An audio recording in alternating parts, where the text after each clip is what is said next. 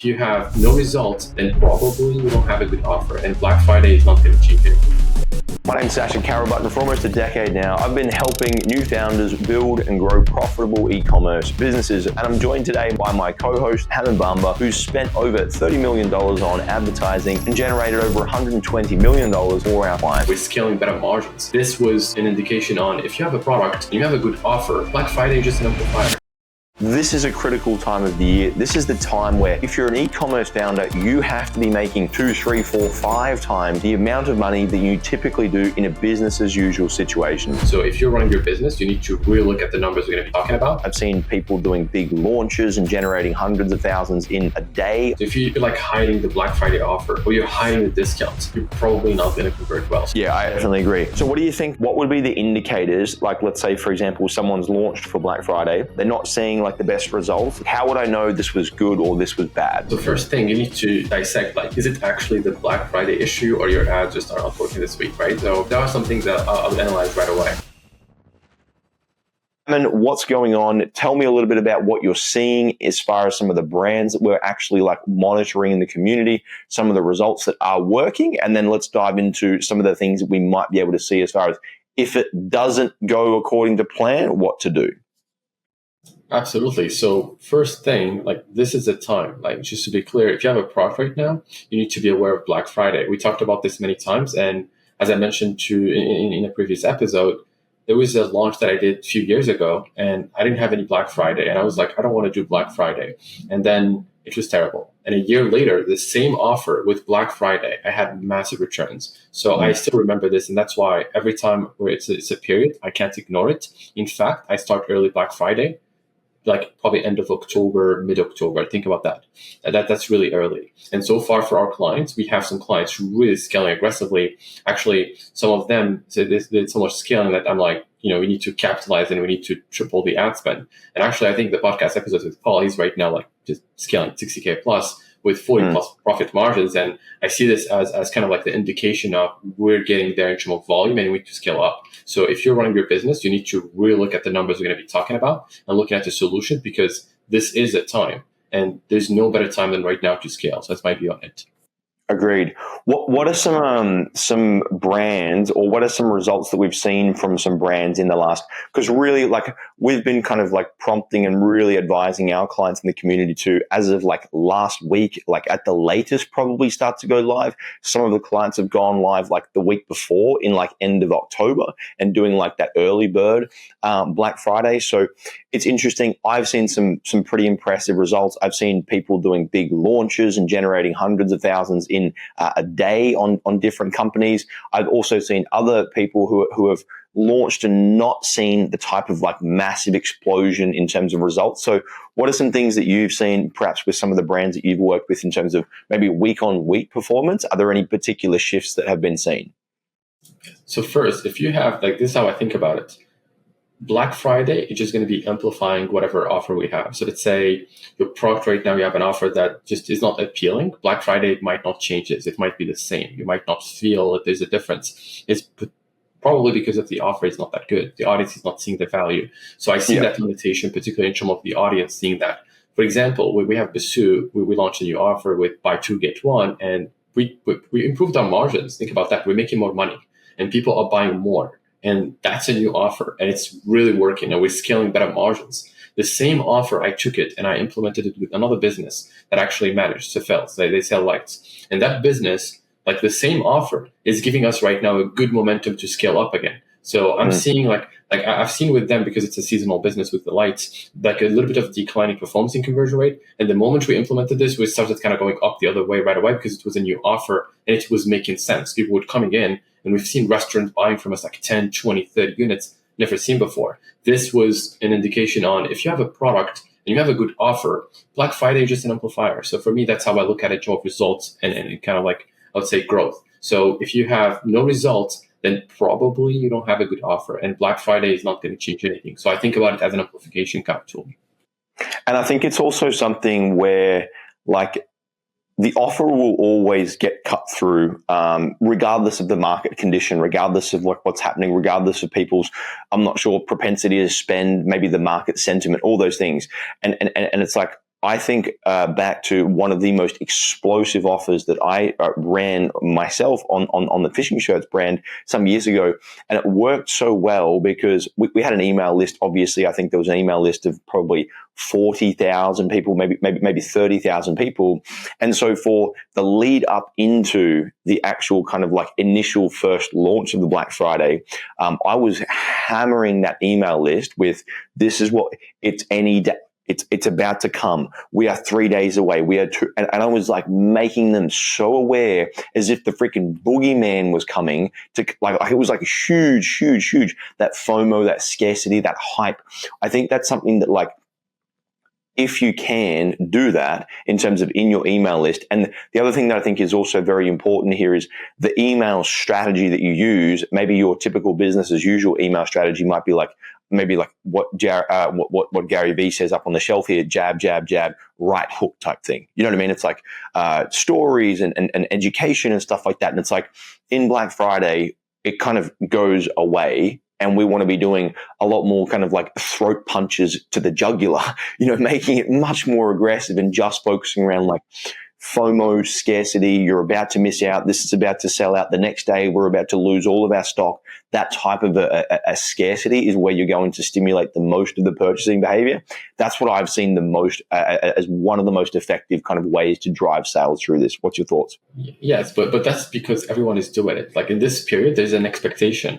I actually think a customer would come in if they don't see Black Friday and they don't see the noise, they're going to be like, I'm not interested. It's just like this business, they're not necessarily aware of what's happening. So the reason why I would really encourage to be more aggressive is because others are doing it. You're in a market where you're competing with others. So if you're like, I don't want to do this, I want to position an offer, it's not, it's too much, you're going to be impacted very negatively because other businesses will do this. They're going to claim this. They're going to try to push more. So for me, the fact that others are more, let's say I think about it almost like you're in a concert and you want to be heard and the others are kind of like singing. So, you need to really up the volume because you're not in your room alone anymore. So that's my view on it. Yeah. I completely agree. I think, but I think the offer combined with the scarcity. I think the scarcity and that kind of fear of missing out.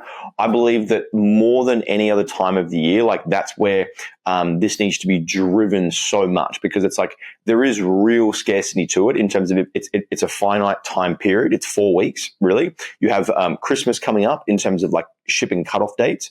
Like there are real constraints that make it very legitimate in terms of you being like, and then people are buying in more volumes. There's that kind of like craze, you know what I mean? Like that group think where everyone's just buying, everyone's talking about it. There's like stuff moving all over the site. And if you can tap more into that in terms of the way that you construct all of your marketing messaging, your offers.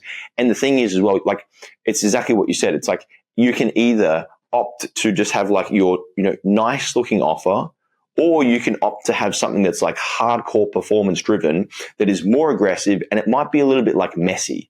It might not be the cleanest thing. You know what I mean? You might be sending emails that might be a little bit more scrappy. They might be text only. There might be like orders freaking flying on the screen. Like whatever you can do to legitimize what you're saying, because like you can sit there and say, we have this many stock pieces left, and you might get photos and content of like your stock and fucking throw it all around, like make it look really legitimate. So the consumers are like, oh my goodness, this is happening now. This is insane. This is flying out of the shelves. Like I need to get on this, because that's the biggest driver of actual kind of change in this period in terms of people won't, if they see a good offer, it's like, okay, I'll come back to that next week. They see the same good offer and they see the fact that like there's 4 pieces left, or there's a countdown timer that has like 3 hours left, or there's like the end of today is going to, those types of things is what's going to really drive people to actually make a change and purchase now as opposed to next week.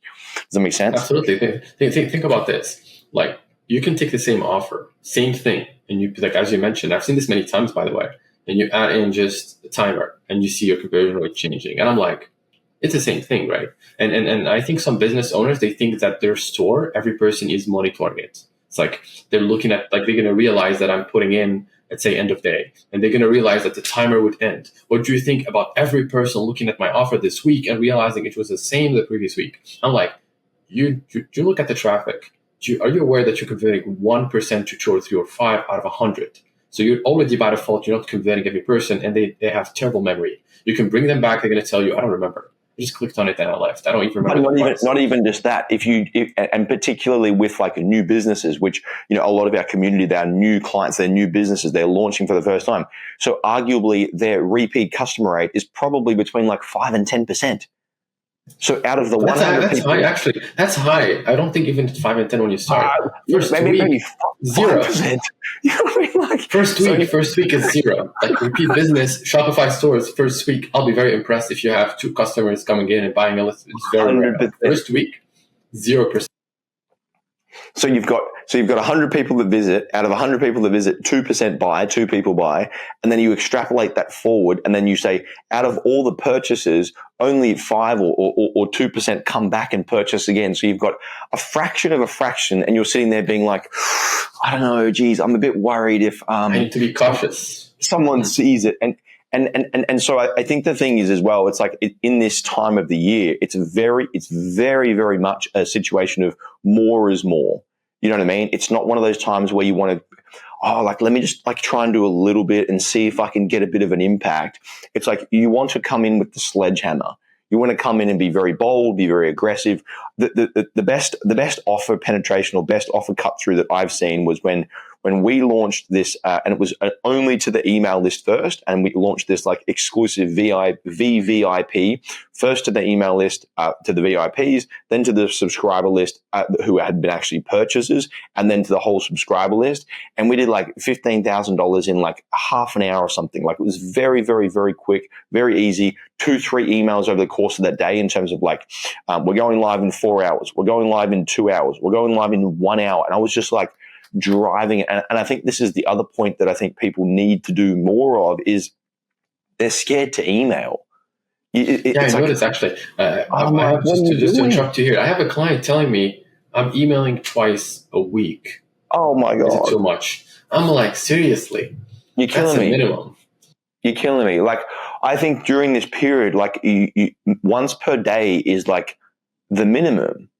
Like especially if you're rotating offers or you're using any of this urgency, scarcity, it's like you have to understand that like people's psychology when they are making a buying decision, it goes up and then it reaches a certain threshold. And if they don't buy at that moment for whatever reason, they delay, there's not enough scarcity, it goes down again. So there's certainty of me being like, I'm going to buy this product. This is a really good deal. I really want that thing. It kind of reaches a certain climax. And then if they don't purchase at that point, it relaxes and wanes off again. And then they go back into their everyday life.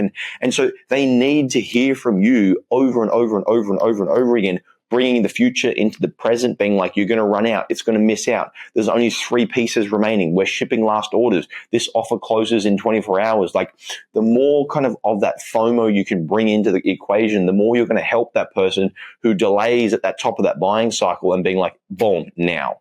Not tomorrow, not the next day. And I think the FOMO and the scarcity, from my view, is the most important things that people need to do more of in their offers and increase the communication, increase the intensity of the communication via socials, email, text message, all of those types of things, because like people just will not see you. And if they can't see you, they certainly are not going to buy from you at all. Yes. And keep in mind that also they don't have a memory. Like your customers would not remember. And if you don't tell them about it, you show them the offer, they're not going to buy. So that's my view on it. So if you're like hiding the Black Friday offer or you're hiding the discounts, you're probably not going to convert well. So my view on this, you repeat, you make sure they see it, as you mentioned, increase the volume, send the emails. Keep in mind the inbox will be, they will have other people like emailing them, like other businesses essentially. So you need to be more aggressive on that. Otherwise, you're not going to get a spot. Got it. Yeah, I definitely agree. So what do you think, what would be the indicators? Like, let's say, for example, someone's launched for Black Friday. They're not seeing like the best results. It's kind of a little bit ordinary. It's kind of a little bit average. What do you think they would be seeing as like average performance? Like, how would I know this was good or this was bad? Yeah. So first thing, you need to dissect, like, is it actually the Black Friday issue or your ads just are not working this week, right? So there are some things that I would analyze right away. So how I look at it, you go to Shopify, look at the conversion box, look at that add to cart rate. That's the percentage of people adding to cart. If you look at that ratio and you see a month ago it was the same, then obviously your Black Friday offer is not working that much. It's not the driver, at least based on the data, right? So that's the first thing I would analyze. Are we getting a better add to cart rate? If we have a better add to cart rate, I know it's good. Like with brands I manage, I see an uplift from, let's say, 4% or 3%, so like 7%, 8%. I know it's working. I'm like, this is good.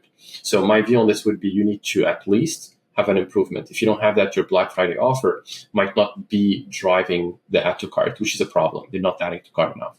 They're not seeing scarce. So that's how I look at it. Yeah, and in terms of so you what you see from an add to cart perspective is about 2x. It sounds like 3 to 4% up to 5, 6, 7% kind of thing. So keep in mind that anything under 5% is actually not good. Add to cart rate. It's not a good add to cart. So for me, anything in the range of 7, 8 is already good. 10%, a very good offer. 20%, it's like they're just grabbing this and they want it. So for me, the levels by default are around that. So if I'm at 8 to 10, I'm within range. 15, 20, it's an amazing offer. The suit is in that 15% range. So they're actually looking at this as a great offer. If I was to look at a little bit of a higher ticket, let's say Sefels a little bit more expensive, they're $300, they're about 8%. That's the target we have. So it's really dependent on the business, but I would say under 5, that's bad. Yeah, agreed. Definitely. Okay, cool. So let's just, so say, for example, we've got an offer and it's kind of like not really performing. It's not doing that well. Steps to improve that thing. Like what is in this, we spoke a little bit about like obviously FOMO, scarcity, those types of things to inject that into the offers as much as possible. I've just launched and I'm kind of like sitting there in a situation and it's not going that well. Performance isn't definitely anywhere near that kind of like 10, 12% add to cart rate. Conversion rate's kind of about the same. So how would you process through this thing? And I'll share my view on this as well in terms of how to process on this thing. So first thing, you need to think about, well, what is your limit in terms of what you could give? Like I'm really big on don't give, like don't do an offer that you can't afford.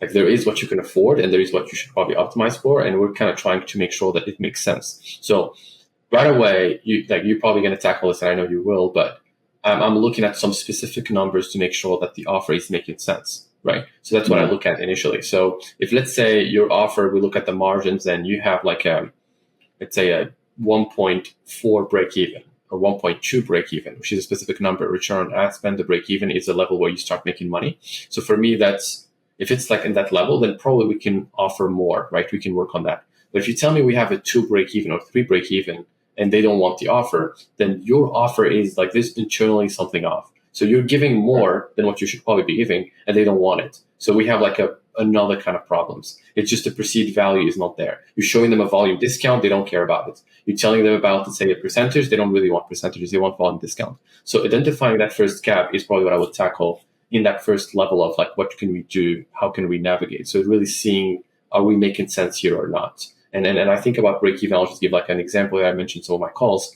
The break even level is a level where you start making money. When you start your business, it's almost like you're diving and you're underwater. The break even for me, if I was to look at say 1.3, the lower the number, the easier for you to get out of water. So if you have a 2 break even, it's almost like that's a certain level. That's I would say for businesses, that's a good level to put in as a max. If you're telling me your break even is 3, it takes you much more to like get out of water. And it's almost like it's very difficult. You need a professional diver, essentially a media buyer. So for me, it's really about that part. So that's how I look at it. Are we actually making sense here? Can we work on the offer? And then we look at those numbers. But I'm curious about your view. Like, what would you do? What would you look at? I think it's I think the way that I look at it as well is like it has to obviously make sense from a commercial perspective as far as like the break even. I think that's absolutely critical. But I think the big kind of like question mark, the big variable, the big kind of, and this is very much dependent on like email list and ability to market to existing customers that have purchased in the past makes it easier, definitely, but it also doesn't make it kind of like if you don't have the email list, this is still applicable. So like I remember as an example, like the whole way or the whole I guess like process that I want to follow if I'm like crafting an offer together is like, okay, cool. So I've got like my business as usual, right? And I might have a certain amount allocated towards acquisition of new customers, right? $30, $40, $50, whatever that might be. That's your business as usual margin. Then you've got your cost of goods margin that you allocate towards obviously supplying the product. That's pretty typical. Everyone will always have that. And so it's like if you put together a big, strong offer that's going to do more in the marketplace, it means that like some things need to change from a margin perspective to be able to win back that money that you are going to discount or give away or make more attractive. Like that's just a fact, right? So you're saying, I'm going to take money from either my cost of goods sold or my acquisition, and I want to replace that to pay acquisition or pay cost of goods, and I want to place that down on the bottom line as profit. Like that's the theory behind creating a really good offer. It's like, I don't want to pay a typical margin across business as usual, and I need to make more money. Otherwise, it's like, what's the point of running an offer if you're just going to have, more revenue but no cash? It's like, it doesn't make any sense at all. And so my view of it is I always want to replace the typical margin that's allocated towards the acquisition, meaning like advertising, the acquisition, the direct on platform costs, as much as possible, right? And so it's like, if I can take, for example, a $50 acquisition or a business as usual acquisition and compress that down into $10, you know what I mean? It's like, that would be a fantastic outcome. And then that way, if I needed to give away more or add gifts or add bonuses or add things into that kind of like product offering to make it even more attractive, then it would make sense. But the view that I always have is like, test it to your email list in terms of this offer that you might have, and test it in a way where it's like very aggressive, very strong, and then kind of like give that model like, okay, this exploded into my email list, it did extremely well. Then if it does very well in your email list, test it just via ads, like put it into ads. Maybe it's just a static ad. In fact, I probably would recommend the most a static ad to begin with, because it's like, static ads will be seen by the audience of people in your kind of like meta, I guess, like targeting system. That's like, they've probably already engaged with some of your content. And so the static's going to be like reserved to the people in the lowest stages of the funnel, especially if it's like a big, just like a blanket static image, like 50% or buy one, get one, or whatever that kind of big offer is. The people, yeah, go. So you will give them like, if you do the static, so you're going to give them like the discount in the static ad. So would you do the page adjustment, or you're talking about just, let's say, do the static? No. I wouldn't do the page adjustment, simply because it's like, I want to, release it to the email first. And I want to, and the email is good because you can get some indication. But the thing is, the email doesn't give indication in terms of like, how much is my acquisition? So you've got this like small little black box where you're like, okay, well, we crushed it in email. We did 2 times the amount of usual emails, or 3 times the amount of usual emails. We usually make 1,000. We made 3,000. This is definitely something that's working right now. Okay, the offer is very strong. But I think just one note here. So let's say you do the emails first. But I think that the thing that you mentioned here is actually very good for some businesses that are looking at, let's say, I don't have a good list, or I don't have a big list, because sometimes that's a problem. They don't have a list. So your solution would work well for businesses with a big list. But if you have like 10 people, how can you leverage, let's say, that offer? So I was thinking about, for any person launching, let's say they have less than 5,000 people on the list, probably we can just do the ads. Like, I'm thinking the other one is an alternative. Like, just run the ad and then don't necessarily position it in your store, but give them a discount on the ad so that they can test the effective performance with the redemption. I was thinking about that as an easy way. It's exactly, and that's where. So initially, and the thing is, if you've got 5,000 people on your list, and you run the thing is, if you've got a 5,000 person list, I would hope, right, because of the size of that list, you should get much higher open rates because it's a small list. And you should also have much more kind of like intent-based people because it is small, right? The bigger lists get, the more dirty they get, the more kind of full of crap they get. So it's like, if it is only 5,000 people, I would hope, because you've been emailing them more than once per month, right? They kind of know who you are. They've got a bit more of a relationship. And if you did push a big, strong offer to that list, even if it is 3,000, 5,000 people, like the response rate would be quite good. Right, even if you've got like 1,000 people. Dirty list. Sasha saying like every big list is dirty. Dirty clean it. It's nasty. You know what I mean? Like, you're trying to email to people and there's like God knows how many different subscribers from different sources and lead forms. And it's like, it's a right hot mess. And so it's like, but if you don't have the list and you want to just like test the offers, statics, right? Run the statics, put the big offer. Don't worry about the video or the voiceovers or the UGC, just like hardcore, dirty performance static creatives. Put it in the statics, and then roll them out and leave the landing pages exactly the same. Leave everything exactly the same. Don't change anything, and just get those things into market so you can see, does my traffic increase tremendously? And does my cost of traffic reduce? Like, are we driving way more traffic to the site? And then from that point, if we can see that in a separate campaign, then it might be like, okay, this is really working and people are still coming through and purchasing, even though the landing page doesn't match up at all. We're clearly onto something good here. And then I would rotate through into landing page kind of like conversions and changes. But I think it's like, you have to do it based on the signal, and you also have to do it based on like minimizing risk as much as possible. So like not being like, I'm going to go and film new UGCs. I'm going to do new statics. I'm going to rebuild a whole new landing page, and we're going to go live with the whole thing. Like, it's like, that's going to take you days to do.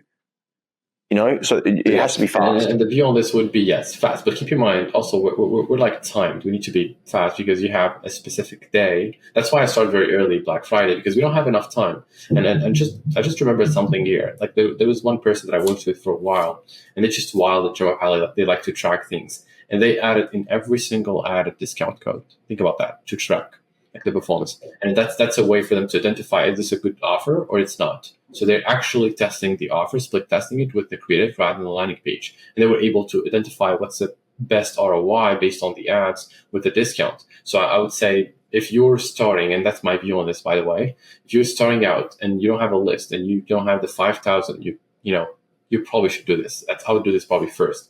And you mentioned a smaller list would make sense in terms of like being clean and you can kind of track and it's really engaged. But I still believe that, conversion rate wise, it's going to be more challenging just in general. Like, you're not going to see that $10,000 out of a 10. Oh my God. No.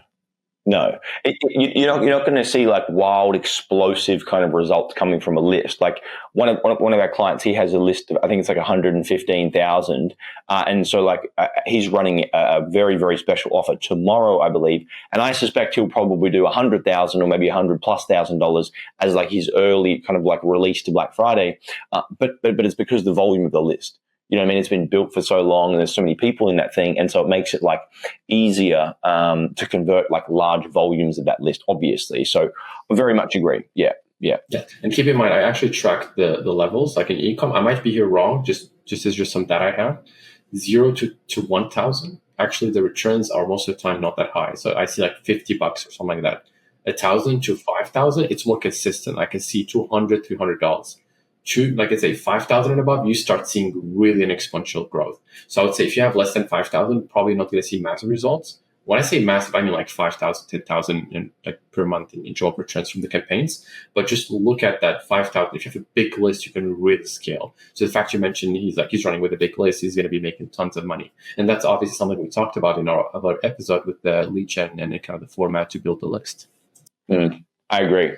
So I want to go through some particular things that I think need to be included. Like, let's say, for example, someone listening to this right now and you have realized that your offer might stink and it needs to be in the toilet bowl because it's not getting the cut through that you need. And or you have a big list and it's dirty. Like, hey, just one of the two. You got a dirty list. That thing needs to go in the toilet bowl. You got a bad offer. That thing needs to go in the it's all going bad, right? It's all going bad. Today we're cleaning things today in the podcast. We're gonna do some spring cleaning here, right, as we head into Black Friday. And so I think the offer is going to be the biggest thing that's going to get you the most cut through. And I think you have to, number one, know your numbers, which is really, really, really key, obviously, to begin with. You can't have that.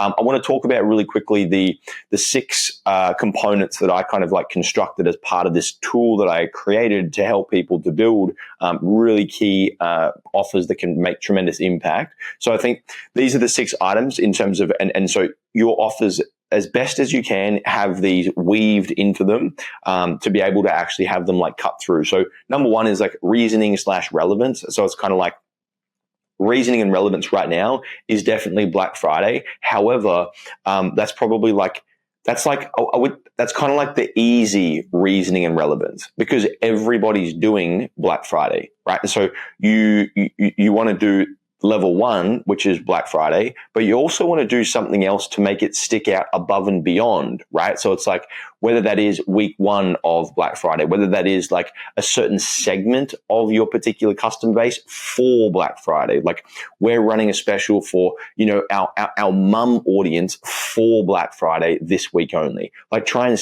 I think so you mean like the avatar. So if I was to just break this down a little bit, so you mean the offer should appeal like to a certain audience where it's almost like this is for you. Like we have this Correct. thing just It's because like the thing is, it's like what you mentioned before. So when you had previously run Black Friday offers, you exploded and it went amazing and things went very well. Cool. And then the year before you didn't run into Black Friday and it was like it didn't go that well. Okay, but that's good. So now consumer sentiment, everybody knows it's Black Friday, right? And so it's like you see all the ads now, and so the ads almost are beginning to become a little bit like business as usual ads, but at just a different time of the year. And so what I mean is like, it's like people are pretty deep. They're excited for Black Friday, but now they're seeing like thousands of companies, Black Friday this, 50% this, 50, oh yeah, okay. And you get to the same situation, which is decision fatigue, which is this is not really relevant for me. These companies are just giving away product, and why do I really care? Does that make sense? So some kind of like cut through, some kind of relevance or reasoning or some resonance that is a little bit more above and beyond just the typical. And so, as an example, I know that one of our clients is doing like the 4-pack of cards, right? And so it's like you could create the avatar around that. This is particularly for pre-Christmas gift giving Black Friday offer, as an example, like something to get that additional layer above. Additionally to that, so reasoning relevance, that's number one. Like, what's the reason for people to care about what you're doing? And the Black Friday is like, well, that's decent enough. It's okay, but it's like, is there something else above and beyond that? Is there something where it's like, say, for example, you're selling like some product that helps to alleviate like anxiety.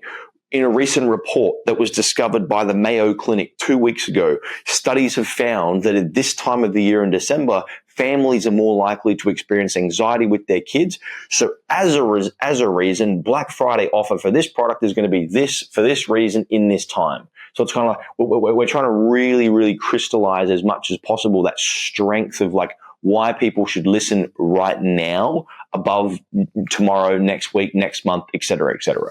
So yeah, so you're telling them like this is the moment and this is for you and this is a time to buy. So I've built this entire offer just for you guys. Precisely. Number 2 is obviously specific person. This is avatar. Everyone's quite familiar with this. Is like, this is the particular person that needs to be listening. Number 3, and I think this needs to be really clear for people, but it's only clear and it's only able to be done if 1 and 2, particularly 2, are done well. So it's like, if you don't have a specific person that you've actually like really focused on, then the specific outcome begins to become more vague. And then you see these offers and people look at these offers and they're like, oh yeah, I guess that sounds nice, but it's not really for me. I don't really care about it too much in the same way as if it was for a specific person, then a specific outcome. So I think outcome related and very, very, very strong, big promises, big outcomes, big claims, time kind of like periods of when they can expect certain results, maximizes in terms of the results, minimizes in terms of the downside. Obviously, all those things strengthen the outcome even further. That's very critical. Number 4 is bonuses and value adds. I think this is key. And the best person that I've found that does this just wildly well, obviously Hormozy is probably one of the best people at this, whereby if you can have it such that the bonuses and the things that you get as an extra, they actually go well and truly beyond the perceived value of the original product. It's like, you make it feel like they are so beyond stupid for even considering not to purchase. Does that make sense? Like, how could I have my original product, which is X, and how could I give X and Y and Z to the point where it's like, man, I swear the bonuses are worth more. Like, actually, yes, I want to get the bonuses more than the product. I want the bonuses more than the original product. Like, I can't even believe this right now.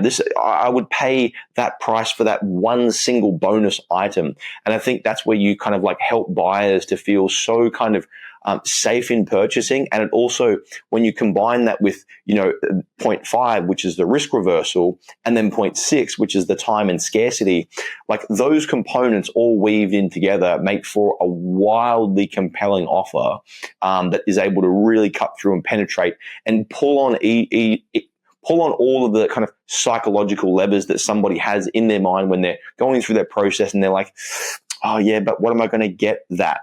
Okay, yeah, interesting. What is the value enough versus the competitors? Well, you can't even compare this to the competitors because the competitors are selling this single product. We're selling this plus the bonus plus this system plus that plus this.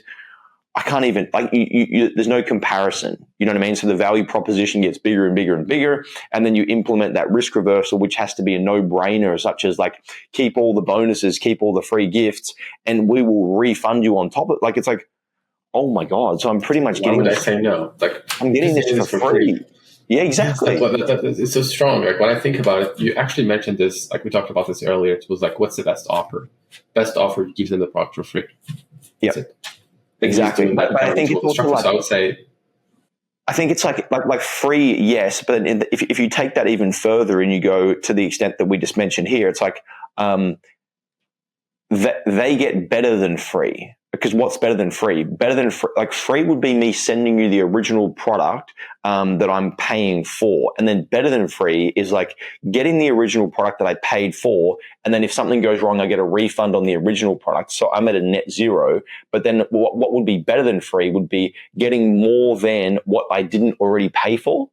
You know what I mean? It's like, you're getting everything. It's like, hey, wait, what? You know what I mean? It's like, if something goes wrong, I'm going to get the product for free. And then in addition to that, I'm also going to get things that I didn't even pay for.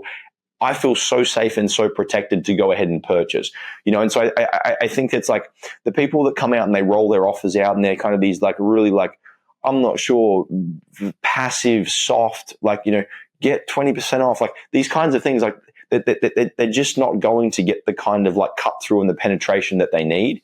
And so I think you have to be very, very, very forward leading in terms of like this being the primary driver of your attention, especially if you want to get the results that you need during Black Friday. Yeah, and I think that is something that I looked at for businesses that are very successful. And I actually work with a client that's doing $1 million+ a month. And this is how he thinks. And I was really impressed by that. He, like, every year, it's like the last year in business. That's how I feel about it. Like, just every year, the Black Friday, he's like, this is the only chance I have. And I'm like, you know that we're selling all year long. He's like, no, this is the Black Friday. We need to really get this going. It's the last one. And I'm like, every year it's the last one. So if you want to really scale, I think it's something you do as well. You're looking at it as an opportunity you can't miss. It's not like just, you know, let's just wait for next year and we're going to find a way to do this. It's almost like, think about it. If your business was just going to be this month, what would you do? And the way you operate is going to be out of scarce. And I think that's a strong element to scale and have that massive offer that you want to do, because otherwise you're going to be holding back, because actually I'm going to be giving this next year while you're not monetizing this opportunity. Absolutely agree. So what I've done, team, as well, for everyone listening, I've created like this offer kind of generator AI tool that covers those 6 components. And if you're already a member of the community, you should have this already as part of the training and all those good things. But if you aren't a member and you'd like to get access to this tool to help yourself to build an offer that can really cut through and convert and penetrate. I was on a coaching call last week, and I think a handful of the clients there were like, if you're struggling with your offer, use that tool that Sasha created, because I did, and I sold $10,000 in a day. And I was like, well, that's nice. So it's like easy.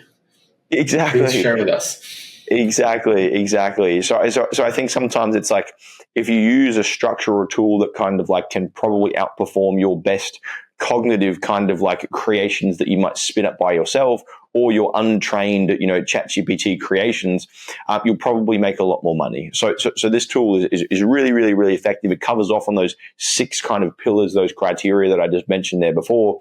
And what I'll do is in the notes here below, if you want to get access to it, you can there should be a link down there. We'll get the team to kind of pop that in there. You can get access to that, start using that tool, start crafting better offers for your Black Friday, and move quickly with this. You know, it's like, yes. I'm also curious about any person like listening to this. Are you, let's say, are you interested, essentially tell us in the comments, to actually split test this against us, literally just doing the test and see if we can beat the tool? Because I think that's something to look at. Is it actually as effective as, let's say, a 9-figure consulting? I'm just curious about that. I love that. Yeah, I love that. I think, I'm in the process of doing it right now. I'm about to roll out some offers next week. And I've let this tool create all of those offers. So I'll have some data on how well they perform and the cut through in terms of those versus, but it would be fantastic to do a bit of a side-by-side comparison and be like, this is what I created. This is what this tool created. We don't need Sasha anymore. Just get the tool. Click on the tool. I'm hearing some comments actually that is really strong. So I encourage you guys to click on the link, but also tell us in the comments if you want us to kind of share that, because we could do this. We could share this with you guys. And that's fantastic, because that means that I could go out and just sit on the beach all day and just drink pina coladas. And look at the we have it, like the dark side of AI. Check that video. I talked about that. Exactly. Well, look, Hamen, great episode. I think very tactical, practical, and I hope, if nothing else, team, if you've listened to this session today, use it as a bit of a kick up the backside to just get more aggressive with the offers you're creating, and don't accept just ordinary performance, okay? But don't sit there and sulk about it and be like, oh, my product's bad. It's like, you have all the tools at your disposal. We will help give you different tools, even if you need additional tools. They're around in the resource section below this video. So just get into action and start fixing some of these problems so you can see your business do the things that you want it to do and make more money, because that's what this is about this season. Like, let's get stuck into it and see the results and see the success your business deserves. Outstanding. Very good. All right, Hamen, I appreciate it. Great session as always, and I'll see you again soon. Yes, I'll see you guys soon, and make sure to use the tool.